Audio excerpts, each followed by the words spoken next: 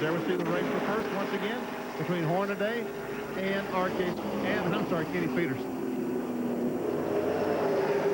And Davy Jones in the pits, and our Kyle Petty is there. Kyle? Same thing, guys. It's just like we've been talking about the whole time. These guys are jamming these things in between second and third, in between third and fourth. They're coming in high gear. They're coming in second gear. And another car sitting right down about 2 pits behind me. Can you see the number on it? They're up under it doing the same thing. So that's going to be a problem. Once these guys get it set, they'll be all right.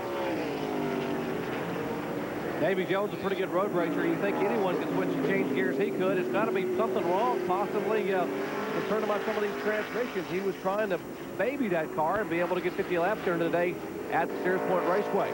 There is Ron Hornaday, the Ultra Wheels Chevrolet Monte Carlo, our pole sitter and leader since the drop of the green flag. But about 4 car lengths back is the car number 21, Ken Pedersen, 88 Rookie of the Year. You take a look at the field summary to see where your favorite driver is running. And Pedersen running in second spot, about 3 car lengths back. He won this race in '91, and he finished second here in 1993 as they exit the carousel, turn 6, and head toward Ned Jarrett. And Hornaday comes in here in his good clip, as he normally does. Peterson picks up just a little bit coming in here. But you notice on the rundown there that the cars are all in the lead lap. Even those cars have been making pit stops. It takes a minute and 40 seconds or so to go around this racetrack. So they can make a pit stop, get back out, and still stay in the lead lap and then hope for a caution.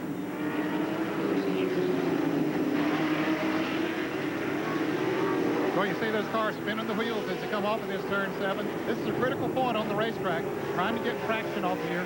How you get into the turn means a great deal, and of course as they head down through these S's, as we see them running through that area now, it's very critical as well as to how you approach those turns. You go into some of them wide, cut down close to the inside. Try to keep those wheels off of those riffle strips down in the middle as much as possible. Benny, they're right there at you, those who are watching. That's Bob Line in the red 44, followed closely by Jim Engelbright.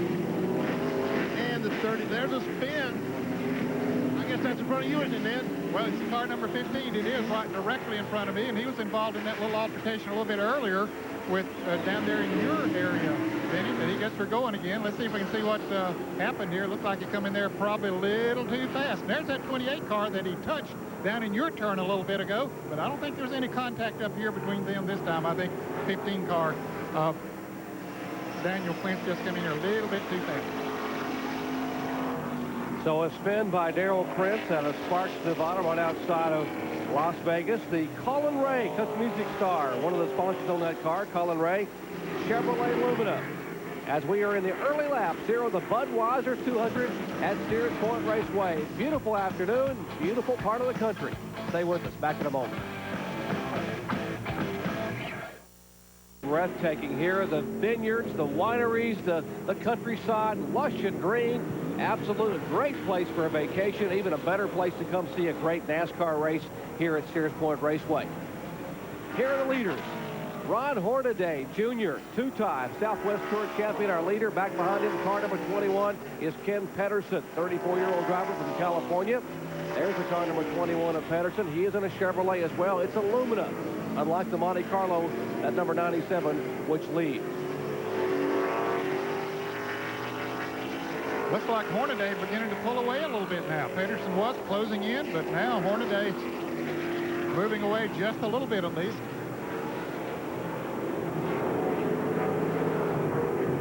There's Ken Schrader running quite in 4th place.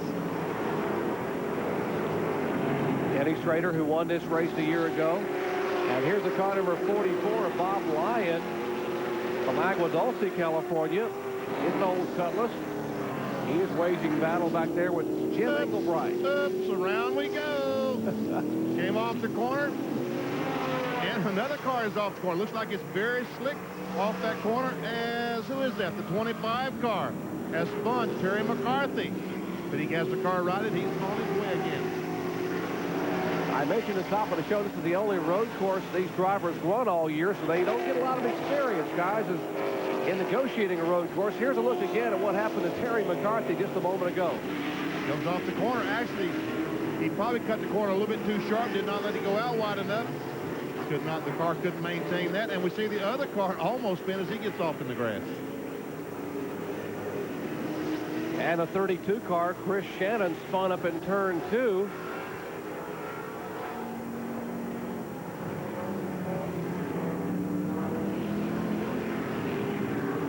And here he comes. Actually, he pulled the car off the course. There's the car number 32 of Chris Shannon out of Merced, California, the Shannon Pump Company Chevrolet. And that's Kenny Shepard, who ran so well here a year ago. Shepard had a great finish, finished 4th in this race last year. Car number 95, obviously having his trouble a little bit today, showing some smoke to the left side of that car. Looks like he may have a tire rubbing. Definitely got some smoke coming from it, Jerry. Here's the 4 car. What was he running up in about 3rd place? Ours. Having his problem. And we have a caution in this area of the track, Jerry, up in turn 7. But on road courses, you know, there can be a caution in one turn and not in another. And there is no caution here, Ned, so that is an isolated caution just for that one spot on the racetrack. But we don't really have any problems in this immediate part of the track. And we see what happens to Dennis Dyer. He just came off of that turn and scooted right up there onto the dirt banking. I tell you what, that dirt bank did not do that car any good, I'll guarantee you. No. There's that 32 car that we saw pull off a little bit ago. That's Chris Shannon, and I'm unfortunate to say that I did not get by his trailer this morning. His mom cooked dinner for me today, and I'm sorry, Chris, didn't get by there. So let's ride a little bit here with the car number 2, Craig Rodman out of Redding, California, the Advantage Memory Revenge Racing Bots Goodyear Old Cutlass.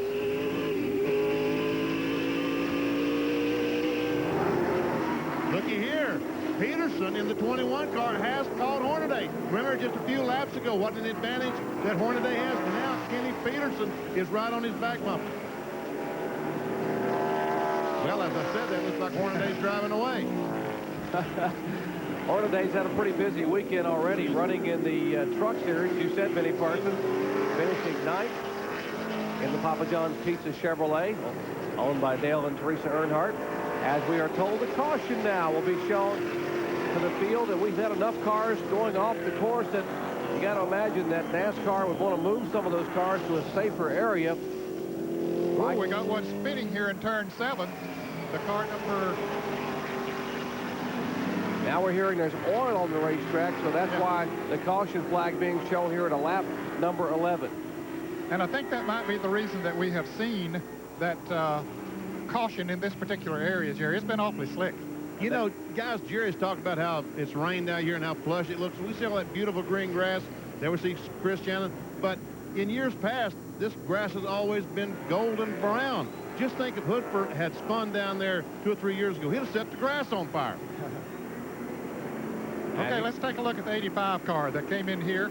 That's Mac McGarry, and he came in there in a hurry and hit a slick spot, and around he went. But you can see all of that sand in there, sort of like one of those runoffs. And when you go through the mountains and they see a truck run off, if they lose their brakes, that's what this sand does. It slows them down in a hurry. I'm only 100 feet from them, but I'm in no danger. So we're under caution here for the first time today at Sears Point Raceway. Back with more exciting Southwest Tour action in the Budweiser 200 in just a moment. Car. Let's check in with Craig Rodman, who made an unscheduled pit stop. Craig, did everything get straightened out? Yeah, Ned, I think we got it pretty much handled. Unfortunately, we stuck in 4th gear there and had to run a few laps in that way, but I think we got it back in shape now, and I just want to say thanks to Dave Reed and John Hireman at Advantage Memory Computer, and everything seems to be going pretty good right now. Well, you got your work cut out for you to try to get back to the front, though. Well, it seems like that's the way it usually works for me. I always seem to get to the back and then make it back to the front, so this is pretty much usual for us. Okay, go get them. A lot. Customary starting spot for Craig Rodman. We told you he started 42nd last year here and was running in 2nd spot on the final lap when he ran short of fuel and him coasted across in 5th position. Getting set for a restart after a number of cars have been pulled to safety around the racetrack. Some of your favorite drivers, Lance Hooper having a problem early on. Ernie Cope had a problem. Chris Shannon. Those cars have been pulled away to a safe area on the road course. And Ron Hornaday, who was the pole sitter, was being shown as our leader, although he made a brief off-course excursion near a tire barrier just a lap or so ago, as they follow now the Ford Mustang safety car down in front of Benny Parsons. Well, that's the reason that obviously that Hornaday lost his advantage. He did get off the course, but that tells you just how tough this racetrack is and how easy it is. Just one, if you don't keep your concentration 100% of the time, one little lapse and you're off the course, as we've seen several times already today. Cars are lining up for the restart. In just a second, Hornaday will lead the charge to turn 1. And there goes Kenny Schrader trying to get by someone. They will fan out 3 wide, and Kenny Schrader right in the middle. He's the guy who won this race a year ago. There is the car number 33, M.K. Kankey, our point leader in Southwest Tour competition. Oh, and the 20 car around Englebright goes right in the middle of the racetrack. Unfortunately, he's backing, and so far no one has made contact with him, and he's still backing around. It looks like that the whole field is going by and not make contact with Englebright. Wow! But boy, look at the track position that he gave up.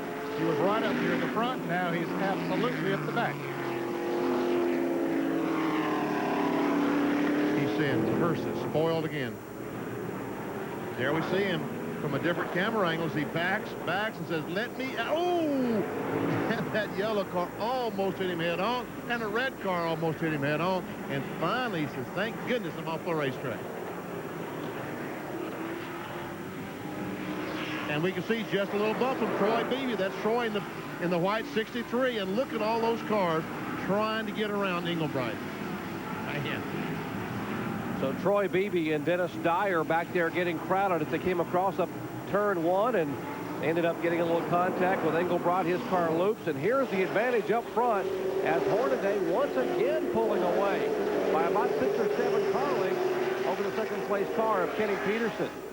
There we see, let's see, that's Bob Line in the red 44 having a challenge on the inside. That's Tom Hubert in the blue 16 as Beebe tries to go on the outside. Tommy Hubert in the blue 16 works for Michael Waltrip back in the shop in Mooresville, North Carolina. We've got a spin up here in turn 11 as Ron Esau is spun. He gets the car right and we're back racing again. There we see Esau in the yellow 66 leaving the area where he spun. There's a look at the Pontiac Grand Prix of Esau. Former series champion here in the Southwest Tour. Won the first year they had the tour formed back in 1986. Uh-oh, that red car's out in Never Never Land. He made it back there okay. Oh, and he's back in Never Never Land again then. That's Prince. Been around this time. Darrell Prince from up in Nevada, Lake Tahoe area. He's had a tough time today. He gets the car righted, though. He'll take off again. Don't believe he did much damage, if any.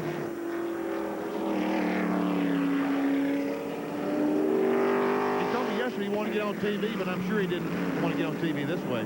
There we see him way out wide as he tries to get by Randy Olson in the 17. He gets inside Olson. They make contact, and Darrell goes across the curb. Around he goes, and Colin Ray is here. I don't guess he's here, but he'll probably watch this race. And you see his hood there that says Kicks Citrus Soda. He got a kick out of the groove there. And the car number 34 in the pits and towel is there. Right side tires. They came in and changed right side tires, sent him back out. They had some problems. It looks like he's run up under somebody with the front end of the car. It's all smashed in. They were worried about the radiator being into the fan and into the motor and stuff. It's leaking some water. It's leaking some fluid. They'll probably bring him back in the next few laps. But they let him go back out there for now, guys. And, of course, Doug McCowan, the 1985 Winston Racing Series national champion. He had a good run. He 3 victories a year ago in Southwest Tour competition. And here's our leader, Ron Hornaday, Jr.